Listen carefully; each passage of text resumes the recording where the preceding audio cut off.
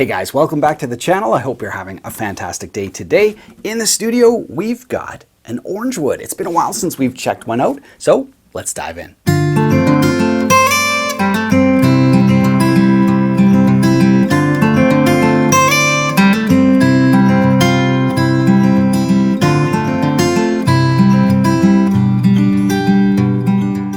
So today we're checking out the Sage Mahogany. This kind of resides in Orangewood's upper level of instrument tier. So let's find out what you get for the money.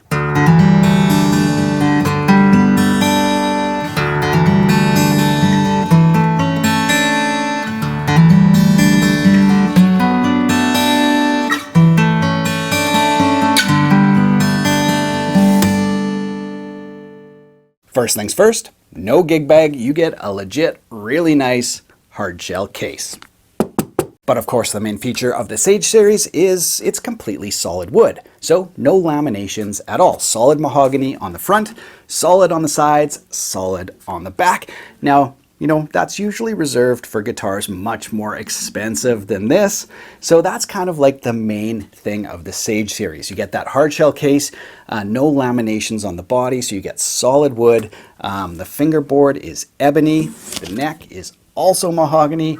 You get features like open gear Grover tuners, very nice tuning machines. You get a tusk nut, cut really nice, I must say. Fretwork looks really good as well. Tusk on the saddle, ebony on the saddle. So really nice, you know, true woods, no laminated layers.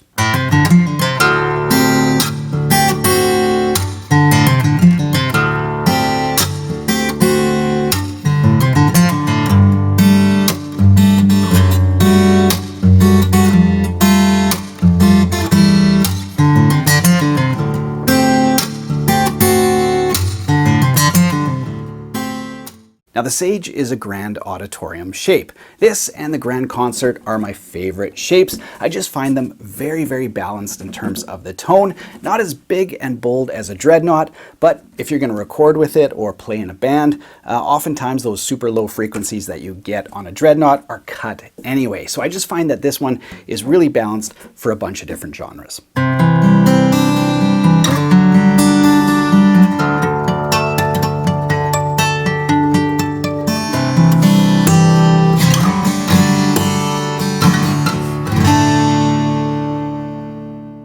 Now the aesthetics on the Sage Mahogany are pretty understated. A really clean headstock on the front, and of course on the back you just get those open gear Grovers, which look fantastic.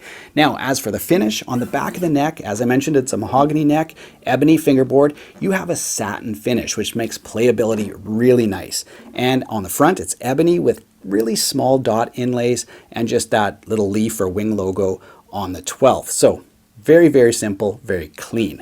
As for the rest of the body, it's a double bound body, binding on the headstock, binding on the neck, double bound body, just a simple little kind of arrow inlay around the perimeter, and that's pretty much it. Satin finish over the rest of the instrument keeps things really clean.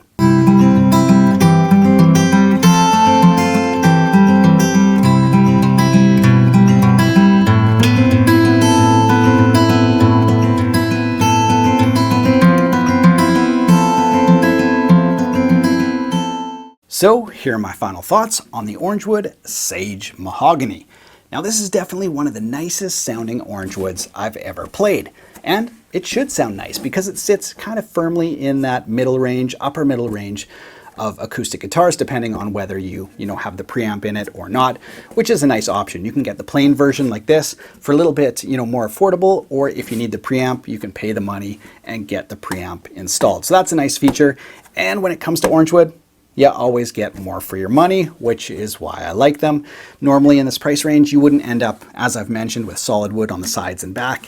You usually wouldn't end up with a hard shell case as well. So, they give you a lot for your money. Even like those open gear Grovers, the tusk nut and saddle, that kind of stuff. So some really great features, and I thought it sounded great as well. Now, I've never actually done a long-term update on an Orangewood, mostly because when I'm done with my demos, I give the guitars away to family, to friends, to organizations, or people who just need instruments, and they're absolutely fantastic for that. That being said, I did give my brother the spruce version of this guitar, it's got the preamp in it, he plays that almost daily, and that guitar has held up perfectly. And as you guys may know, we live in a climate that is terrible on instruments. In the winter here, it's just dry as a bone, and in the summer, it's super humid, and that guitar has held up perfectly. So maybe I'll do a long-term update on this one. We'll see. That being said, hope you guys enjoyed the demo. Have yourself a great day.